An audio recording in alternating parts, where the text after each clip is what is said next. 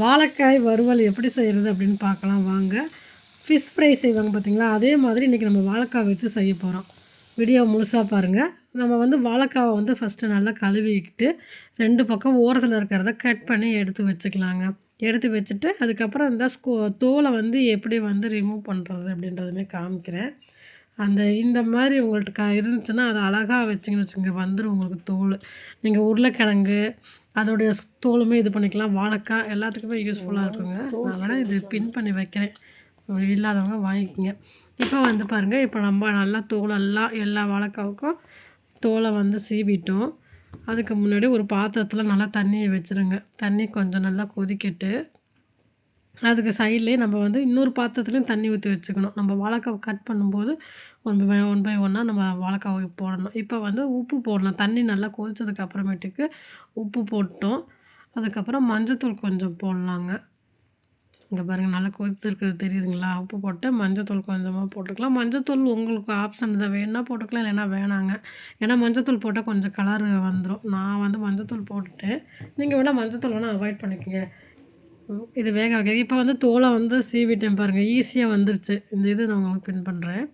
இப்போ நல்லா தோல் சீவிருச்சு. இப்போ இதை வச்சு நம்ம அழகாக வந்து சின்ன சின்னதாக வந்து நம்ம கட் பண்ணிக்கலாம். எனக்கு வாழைக்காய் கொஞ்சம் சின்னதாக இருந்ததுனால நான் வந்து ரவுண்ட் ஷேப்லேயுமே கட் பண்ணியிருக்கிறேன். இங்கே பாருங்கள், எப்படின்னு இந்த மாதிரி கட் பண்ணிக்கோங்க. ரொம்பவும் நைஸாக கட் பண்ணிங்கனாலும் உடஞ்சி போயிடும். ஓரளவு மீடியமாக கட் பண்ணிக்கோங்க. அதுக்கப்புறமேட்டுக்கு நம்ம ஃபிஷ்ஷு எப்படி இருக்கும் அந்த ஷேப்லேயுமே நீங்கள் கட் பண்ணிக்கலாம். நம்மளுடைய விருப்பம் தான், எப்படி வேணாலுமே நம்ம கட் பண்ணிக்கலாம். இப்போ நான் பாருங்கள், தண்ணியில் வந்து கட் பண்ணும்போதே போட்டுட்டேன். ஏன்னா இல்லைன்னா அப்படியே விட்டுட்டோம் அப்படின்னா கருகி போயிடும். வாழைக்காய் வந்து கருப்பாக வந்துடுங்க. அதனால தான் நம்ம தண்ணியில் போட்டு வச்சிடணும். இந்த பக்கம் வந்து இப்போ வாழைக்காய் போட்டுட்டேன் பார்த்தீங்களா, இது வெந்துருச்சு. கொஞ்சம் ரொம்ப நேரம் வேக வைக்க வேண்டியதில்லை. சும்மா நீங்கள் ஒரு 2 நிமிஷம் மட்டும் இருந்தால் கூட போதுங்க. சீக்கிரம் வாழைக்காவும் பாதி இதை வேக்காடாக வெந்தாலே போதும்.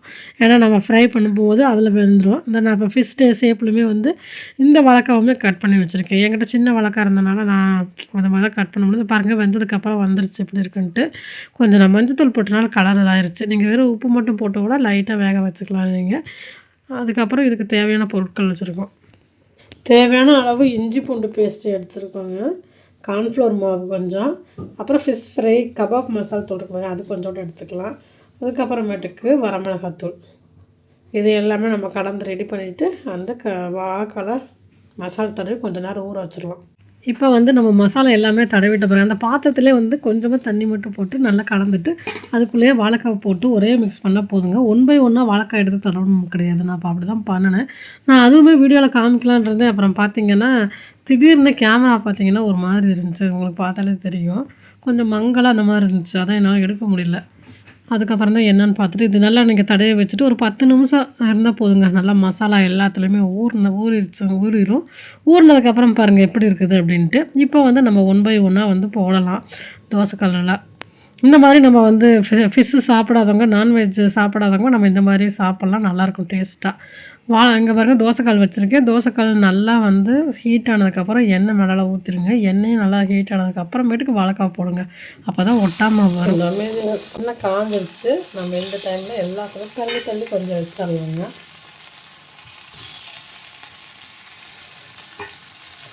பாருங்கள், இது செய்யறதுக்கு நம்ம ஃபிஷ்ஷே தேவையில்லை. நம்மள மாதிரி வெஜிடேரியனுக்கு இந்த மாதிரி நம்ம எடுத்துக்கலாங்க. போதும், ரொம்ப போட்டோம்னா ஒன்றோட ஒன்று ஒட்டிக்கலாம். இப்போதைக்கு இதை மட்டும் சரி ஆகட்டும். அப்புறமேட்டுக்கு வெந்ததுக்கப்புறம் எடுத்துக்கலாம்.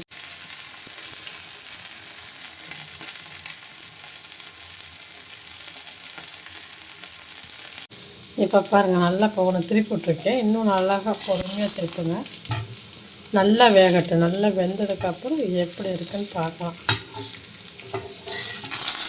எல்லாத்தையும் அப்படியே எடுத்து அப்படி திருப்பி விட்ருங்க.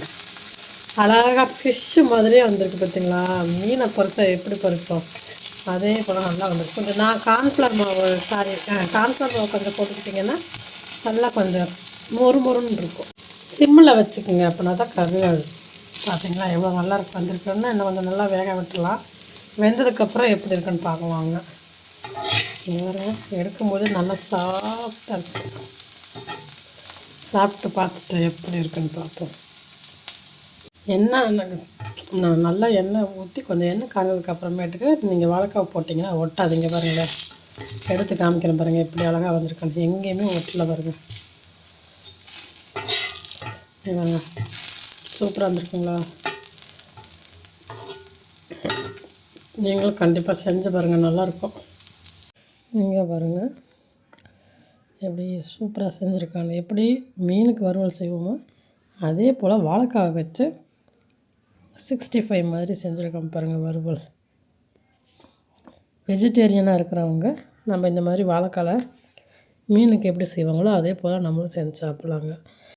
இப்போ பாருங்கள், இப்போ நம்ம வந்து இது ரசத்துக்கும் வச்சு சாப்பிட்லாம், சாம்பாருக்குன்னு நல்லா சாம்பார் சாதத்துக்குமே இது சைட் டிஷ்ஷாக வச்சு சாப்பிட்லாம், நல்லாயிருக்கும் உங்களுக்கு. இதை வந்து நான் அழகாக உங்களுக்கு வந்து கட் பண்ணி காமிக்கிறேன் பாருங்களேன். அப்படியே எப்படி ஃபிஷ்ஷுக்குள்ளே வந்து இந்த செதில் மாதிரிலாம் இருக்கும் அந்த மாதிரியே இருக்குங்க பார்க்குறதுக்கு. எண்ணெயுமே அந்தளவுக்கு ஒட்டலை பாருங்கள். கண்டிப்பாக நீங்களுமே செஞ்சு பாருங்கள். வீடியோ பிடிச்சிருக்குன்னு நினைக்கிறேன். வீடியோ பிடிச்சிருக்குன்னா லைக் பண்ணிக்கோங்க, சேனலை சப்ஸ்கிரைப் பண்ணிக்கோங்க, ஹைப் ஆப்ஷன் இருந்தால் கொடுங்க. தேங்க்ஸ் ஃபார் வாட்சிங்.